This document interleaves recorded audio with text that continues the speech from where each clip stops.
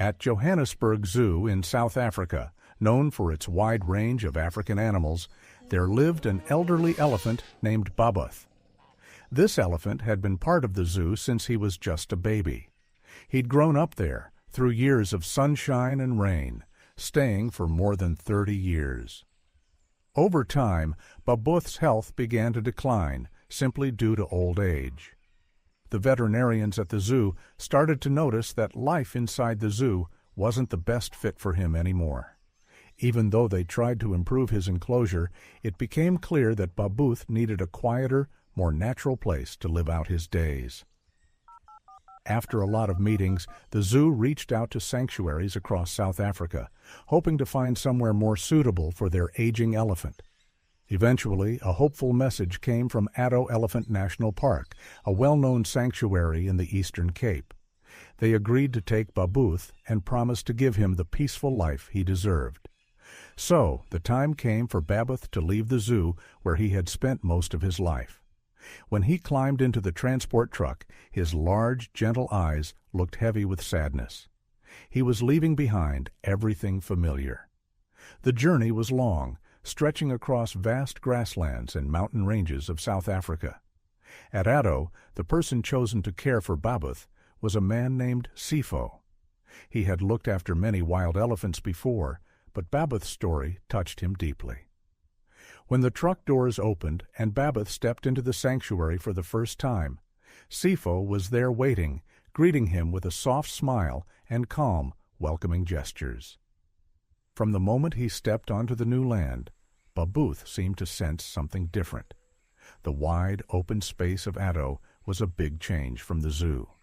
Dry grasses, scattered bushes, and open woodlands gave him a taste of freedom he hadn't felt in years. Even with his aging body, Babuth's spirit lifted a little. To keep an eye on him, Sipho made sure Babuth stayed close to the main checkpoint, where his health could be monitored daily.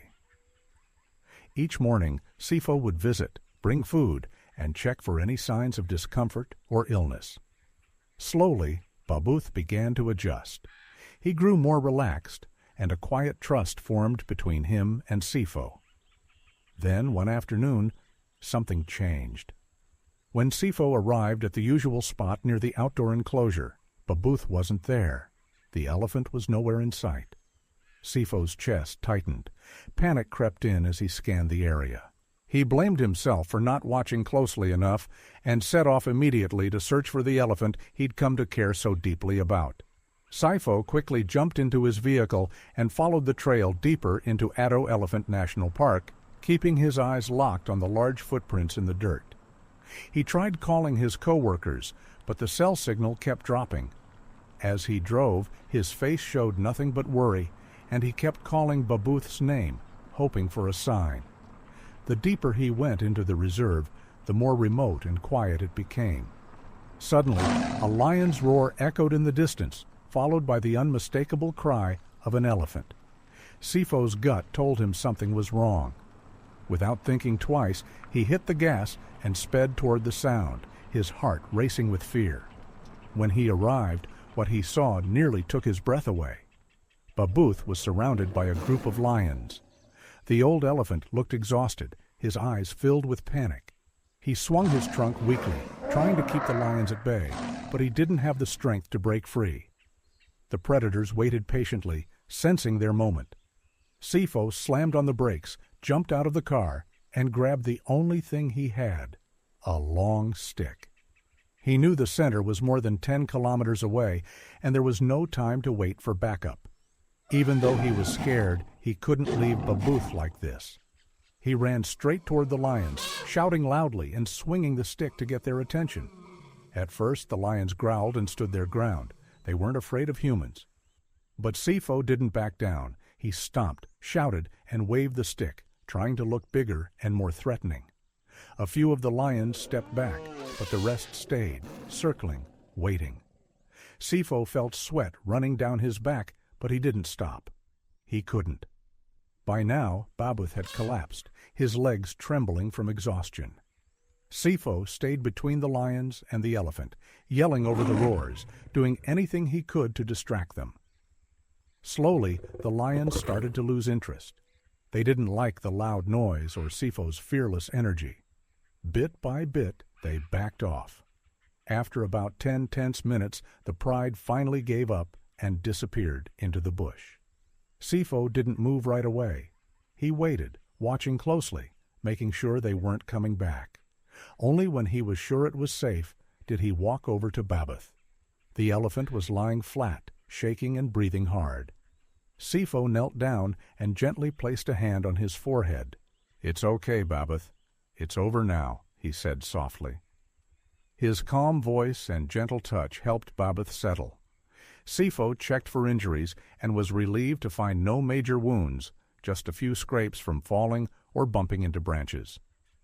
Knowing Babuth was still alive and mostly unharmed, Sifo let out a long breath. His legs felt weak, but there was no time to rest. He knew they had to get back quickly. Babuth's body had been through a lot, and any delay could make things worse. Sifo encouraged him gently, speaking softly. Though tired, Babuth slowly curled his trunk and pushed himself up, trembling but trying. Then, in a quiet moment, he reached out his trunk and gently touched Sifo's back, almost like a thank you. Sifo was touched. He stroked the elephant's rough skin and whispered, "It's okay now. Let's go home." But when they reached the truck, it became clear Babuth was too tired to climb aboard. There was no choice. Sifo would drive slowly, letting Babuth walk behind. He picked the flattest trail, avoiding any rocky or rough spots. In the rearview mirror, he kept watching Babuth's heavy but determined steps. The golden colors of sunset painted the savanna, both breathtaking and unforgiving.